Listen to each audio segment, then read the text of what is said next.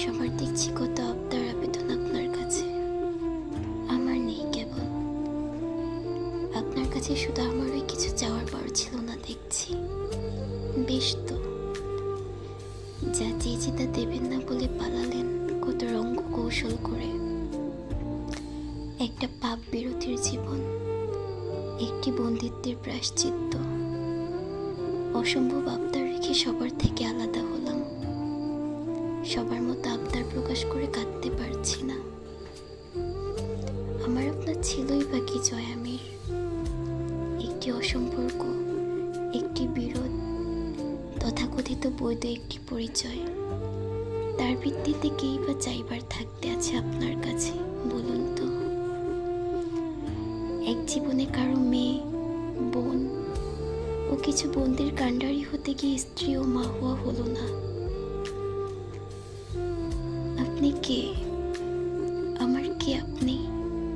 স্বামী হবার যোগ্যতা কি আছে আপনার? একটা আমজাদ আলী প্রামাণিকের মতো পুরুষ আমি চেয়েছিলাম আপনার স্থলে। এলেন আপনি, দাবানলের আগুনের মতো দাউ দাউ করে চললেন, জ্বালালেন।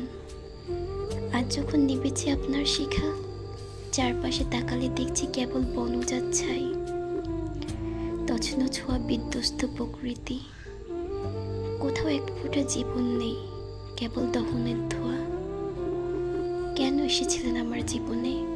আমি তো চাইনি, কশিন কালেও আপনার মতো নোংরা পুরুষকে চাইনি।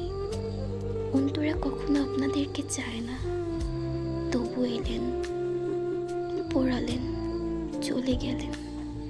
এ আপনার স্বেচ্ছাচারিতা নাকি আমার নিয়তি? এলেন যখন, জীবনটা গুছিয়ে নিলেও তো হতো।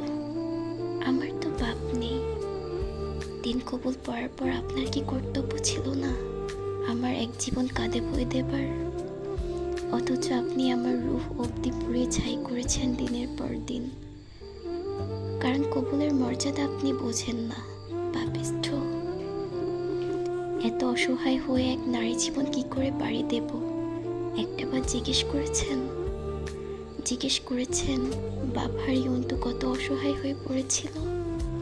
কখনো কান বাঁধিয়ে অন্তুর বুকের নিস্তব্ধ আত্মচিৎকার শুনেছেন?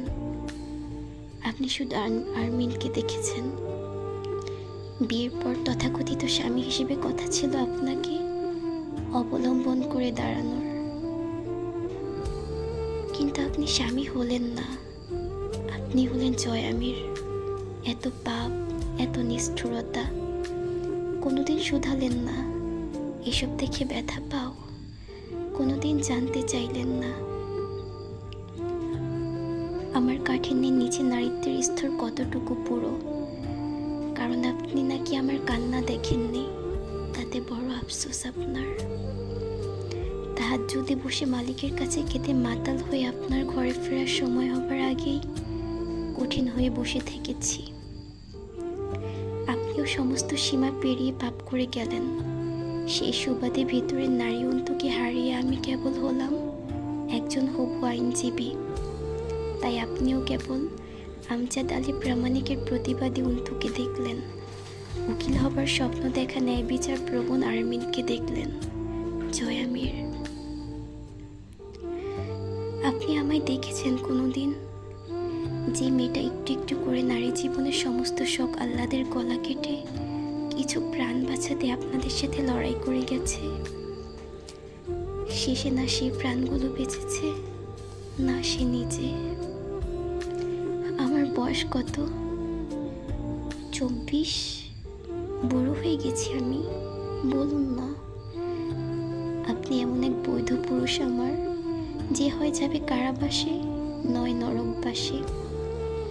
আর এ দুটোর কোথাও না গেলে অবাধ পাপাচারে, যেখানে শুধু নিরীহর রক্ত, ক্ষমতার দাপট ও ত্রাস। কোথাও তাকে নিয়ে সুস্থ সংসারের অপশন নেই। অথচ এই নারী জীবনে স্বামীর জায়গার দখলদারিত্ব সেই পাপিষ্ঠ পুরুষটির। কোনোদিন জিজ্ঞেস করেছেন এই জীবনের নারীত্বকে বিসর্জন দিতে আমার কলিজা থেকে কতটুকু রক্ত ঝরে গিয়েছিল? সেই ব্যথার তীব্রতা কতখানি ধারণা করতে পারেন? নারী হয়ে জন্মে নারীত্বকে বর্জন। অথচ আপনি জয়ামির না হলে আমার একটা সংসার হতো, আমার সন্তান আমার গর্ভে থাকতো, আমার একটা জীবন হতো, একজন স্ত্রী মা হতাম আমি। সব কেড়ে নিয়েছেন। জবাব দিন, যখন এলেনি কেন জয়ামির হয়ে এলেন? যে আপনি জয়ামির, সে কেন আমার 3 কবুলে বাঁধলেন? আজ সেই আপনি যে স্বার্থপরের মতো পালালেন। আমি কোথায়, কার কাছে যাব? আমার আছে কে? আমার আশ্রয় কোথায়? আপনি কারাগারে যেতেন, তখন আমাকে আমার সন্তান পিতার পরিচয়হীনতায় মানুষ করতে হতো। কারণ আপনার মতো পাপের সন্তান হওয়া কোনো সন্তানের জন্য শুধুই লাঞ্ছনার। যেভাবে আপনি মানুষ হয়েছেন, আপনার মতো সেই একই জীবন আমার সন্তানও পেত, শুধু প্রেক্ষাপট ভিন্ন। কেন আপনাকে, কেন কারাবাসেই যেতে হবে? এত পাপ কেন লেগে থাকবে আপনার হাতে? ঠিক আছে, থাকলো, আমি তার জবাবদিহি চাইতাম না, কিন্তু আমার জীবন নষ্ট কেন করেছেন? আপনার মতো জাহিল স্ত্রী কেন হতে হয়েছে আমাকে? আপনি আমার কাগজ কলমের স্বামী। হৃদয় কতটুকু কেমন জিজ্ঞেস করেছেন কখনো? জিজ্ঞেস করলে হয়তো বলতাম আপনি একটি সূচের বিষমাখা সরু প্রান্ত, যা আমার হৃদয়কে প্রতিক্ষণে খুঁজে রক্তাক্ত ক্ষত বিক্ষত করেছে। তা শোনার পর কি স্বামী হবার চেষ্টা করতেন? তবু ক্ষমা পেতেন না। আমি ভুল ছিলাম, আমি আপনাকে ক্ষমা করতে পারিনি। যদি আপনার শাস্তি মৃত্যু হয়, তো আমি ক্ষমা করেছি আপনাকে, কিন্তু অন্তর ইজ্জত, আমজাদ প্রামাণিকের প্রাণ, পরিবারের জীবনের ঋণ তোলা রইল।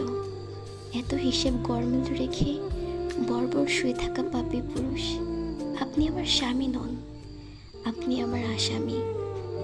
দুর্ভাগ্যবশত আমার সন্তানের বাপ। আপনার কাছে আমার কিছু চাইবার নেই।